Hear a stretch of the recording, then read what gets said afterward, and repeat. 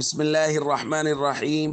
عن أبي هريرة رضي الله تعالى عنه قال قال رسول الله صلى الله تعالى عليه وسلم في الحديث: والحج المبرور ليس له جزاء إلا الجنة.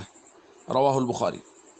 نبی کریم صلی اللہ علیہ وسلم نے ارشاد فرمایا، حج مبرور کا بدلہ اللہ رب العزت نے صرف اور صرف جنت رکھا ہے۔ دوستو، حج مبرور یعنی نیکی کے ساتھ کیا ہوا حج، جس کے اندر کسی سے لڑائی جھگڑا نہ ہو، آداب کی پوری رعایت کی گئی ہو، تو اس کا بدلہ اللہ رب العزت نے جنت رکھا ہے، یعنی صرف اور صرف جنت ہی اس کا بدلہ ہے۔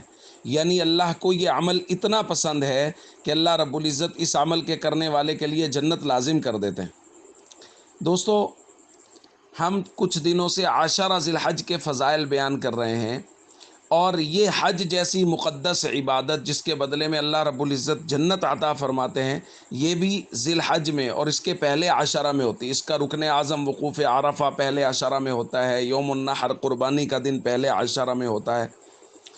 تو یہ ایام بہت خصوصیت والے ہیں، اور اگر کوئی آدمی ان دنوں کے علاوہ عرفات میں مزدلفہ وغیرہ میں پھرتا رہے اور عرفات میں پھر کے یہ سوچے کہ میرا حج ہو گیا ہے، تو اس سے بجائے نیکی کے الٹا گناہ ملے گا کہ یہ دین کے کام میں نئی نئی باتیں نکال رہا ہے۔